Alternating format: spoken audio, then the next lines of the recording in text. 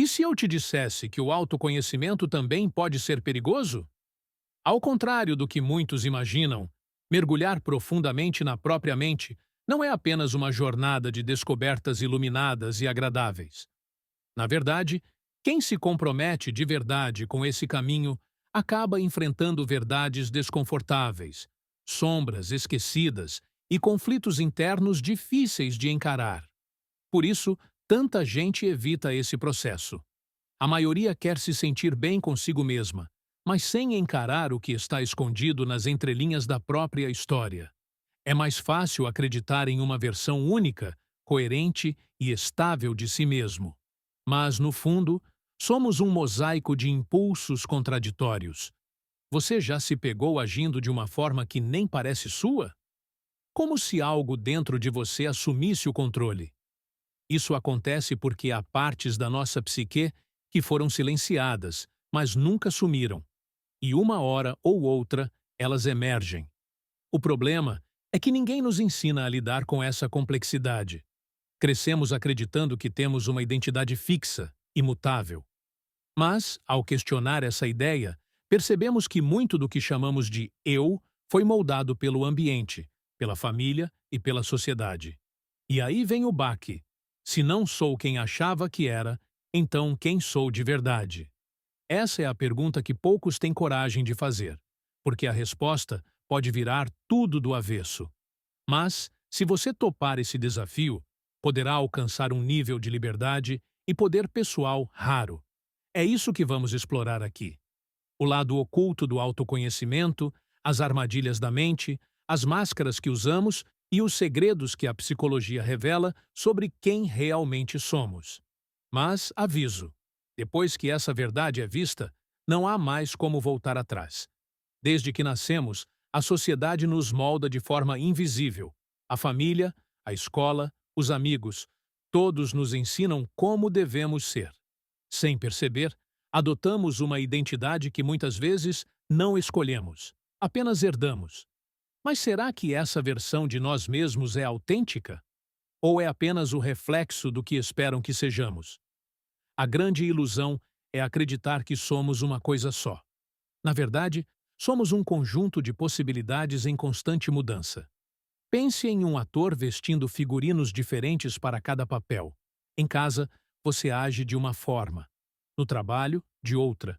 Com os amigos, de um jeito diferente. Tudo isso acontece naturalmente, como se o contexto ativasse uma versão específica de você. Mas qual é a verdadeira? Todas e nenhuma. O erro está em acreditar em um eu fixo. Nossa identidade é como um rio, não uma rocha. É por isso que, quando começamos a ver além dessa ilusão, ganhamos o poder de reescrever nossa própria história. Quem disse que você precisa ser a mesma pessoa de ontem? Essa transformação começa quando nos abrimos para explorar além do que sempre acreditamos ser.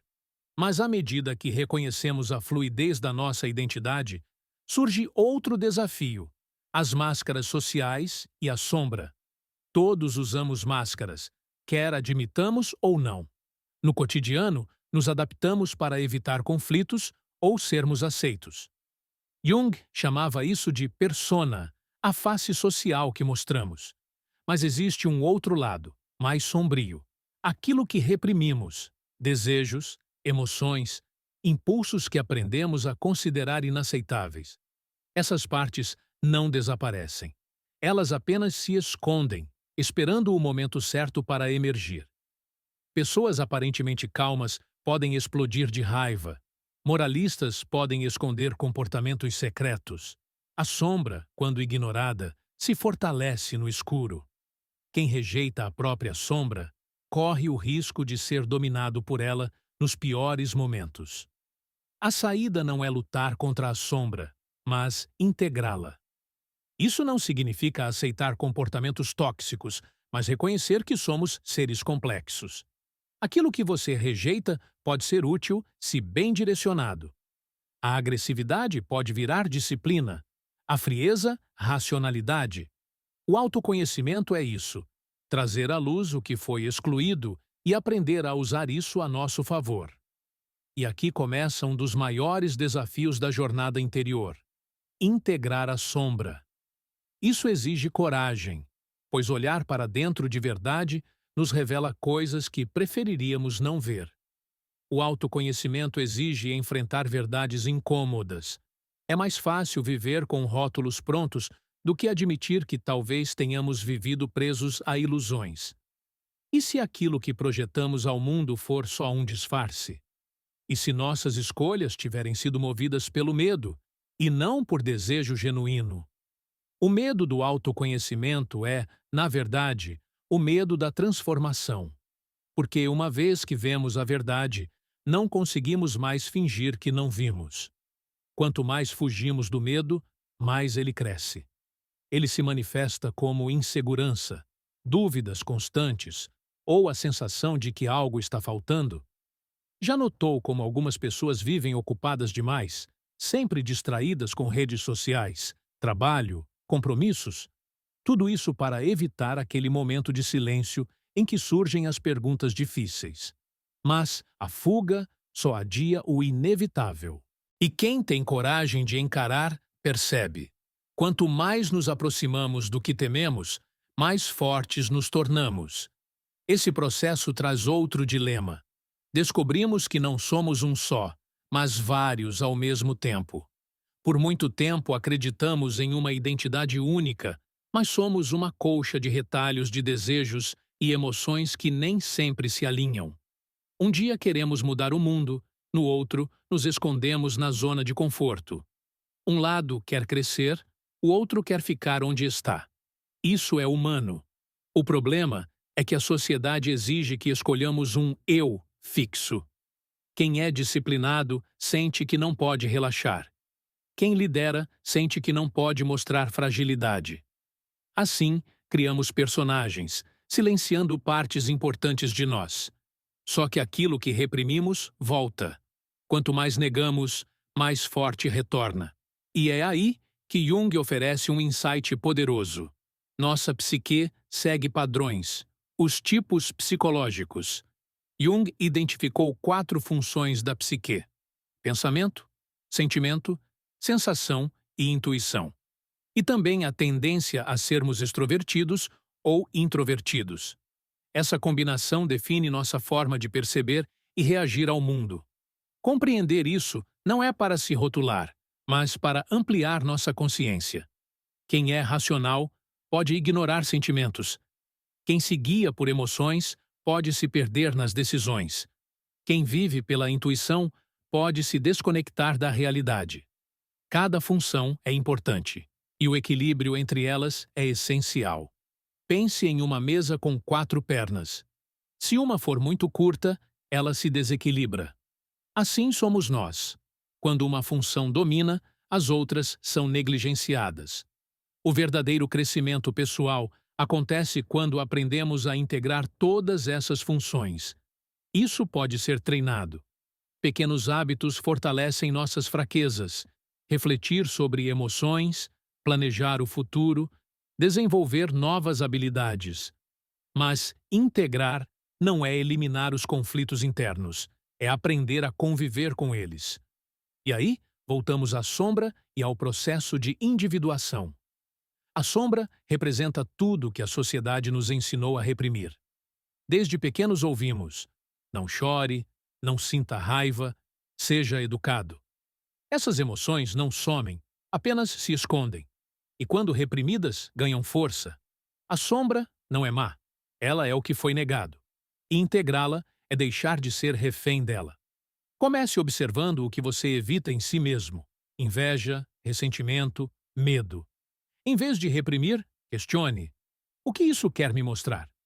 A inveja pode revelar um desejo. O ressentimento, uma ferida não curada.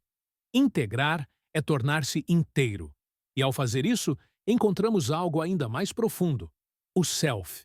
O self é o centro da nossa verdadeira identidade, além do ego, da persona, da sombra. É quem realmente somos em essência. Mas, para acessá-lo, precisamos atravessar todas as camadas construídas ao longo da vida. Quem passa anos tentando agradar os outros pode começar a se sentir vazio, como se vivesse uma vida que não é sua. Esse desconforto é o self chamando. Quando ignoramos esse chamado, vivemos desconectados. O processo de individuação, o caminho rumo ao self, não acontece de uma vez. Ele exige questionamento constante. O que eu realmente quero? O que faz sentido para mim? Quais partes de mim escondi? Responder a isso pode ser difícil, mas também libertador. Quanto mais nos aproximamos do self, mais nossa vida ganha autenticidade. Mas esse processo nunca acaba. O autoconhecimento é um ciclo sem fim. Muitos acham que autoconhecimento é um destino, mas não é. É um caminho contínuo. Cada experiência, cada desafio revela novas camadas do eu. O desenvolvimento pessoal não é sobre encontrar respostas definitivas, mas sobre fazer as perguntas certas. Perceba como certos padrões se repetem em sua vida, até que a lição seja aprendida. Cada crise é um convite à transformação. Mas só tomar consciência não basta. É preciso ação. Saber não é o mesmo que fazer. Muitos leem, assistem vídeos, refletem, mas continuam no mesmo lugar. O verdadeiro crescimento acontece com ação. Pode ser uma decisão pequena, mas consistente. Começar um diário, mudar um hábito, estudar 30 minutos por dia.